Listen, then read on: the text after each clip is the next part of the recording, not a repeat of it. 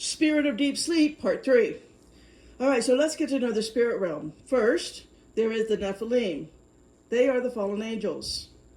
They have offspring with human women. That offspring is called Raphaim. They are the giants. Demons are disembodied spirits of the Nephilim. And giants, looking for a human host, demons are trained assassins with thousands, if not more than thousands, maybe millions, because we don't know what pre-Adamic history is, pre-Adam. But just so you know, demons are military assassins with satanic strategic training. As the veil thins and the second heaven invasion begins, it will start now with their ships. Today we call it, well, it used to be called UFO in the 40s. And in the last 10 years, they've switched to UAP. Mostly they come out of the water or from under the earth to our first heaven skies, our atmosphere. So, as in the days of Noah, we will have these creatures and all of their hybrids taken over the surface of the earth. Our skies, our water, the satanic marine kingdom.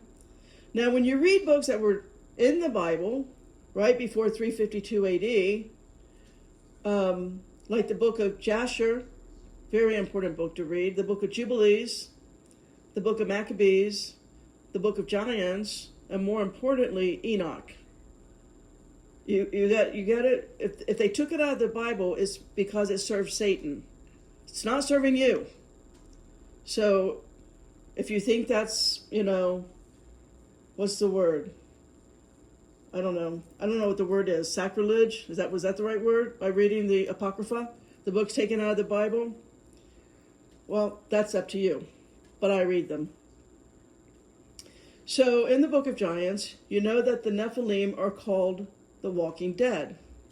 And they are given the right, that 10% of their spirits are given the right to inhabit the living humans until final judgment.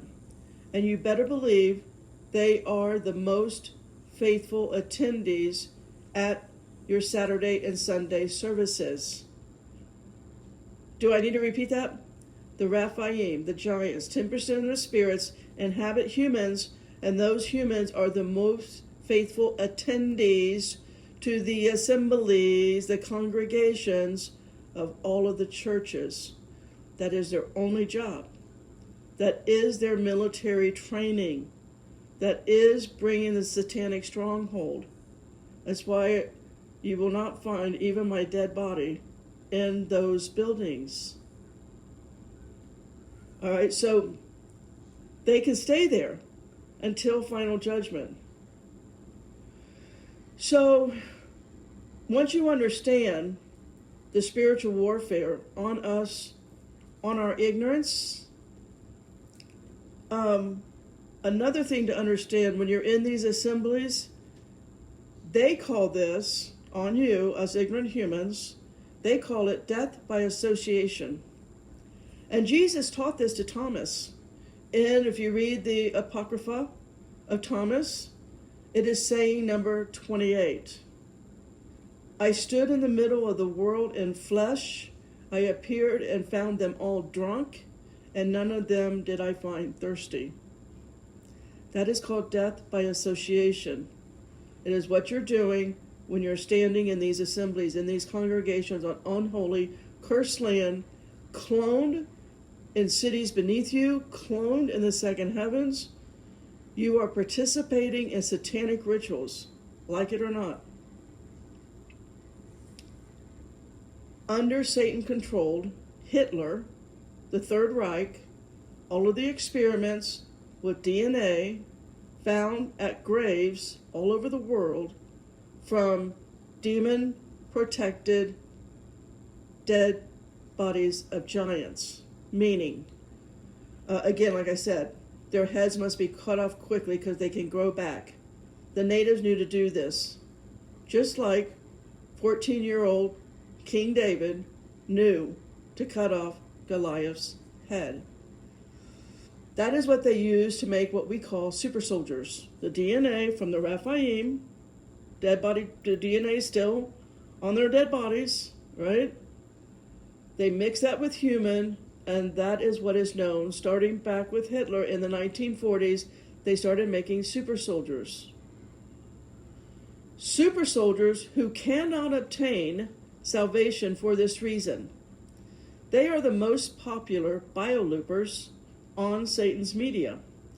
This then gives them, the Raphaim, full legal access to these transhuman bodies. This, as in the days of Noah, is called cross-species integration technology of the fallen angels, again also known as Nephilim. After World War II, every country found out about this.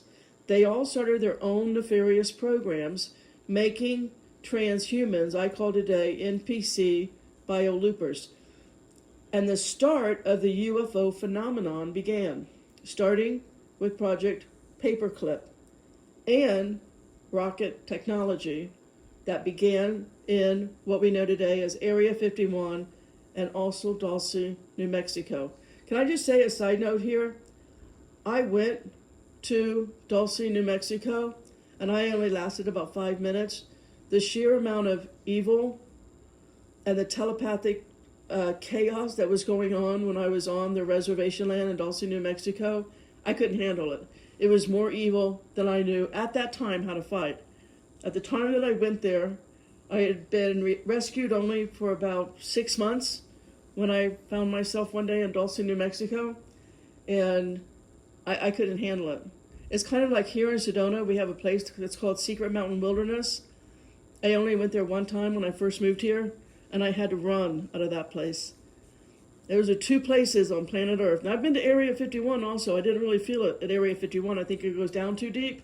So, but here in Sedona, it doesn't go down that deep. It's just below the surface, just like in Dulce, New Mexico. Anyways, keep them in your prayers, the only reason I say that. So I will repeat the end that I already read in part 1.